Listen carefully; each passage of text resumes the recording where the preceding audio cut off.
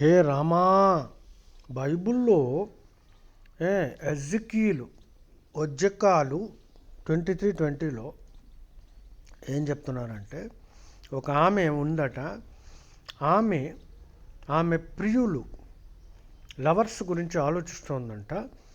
ఆ లవర్స్కి జెనైటల్స్ అంటే జననాంగాలు, అంటే సీరియస్గా మన భాషలో చెప్పాలంటే సుల్లి, అవి గాడిదలకు ఉన్నంత పెద్దగా ఉండేవంట. పైగా గుర్రాలు కార్చుకున్నంత వీర్యం కార్చేవారంట.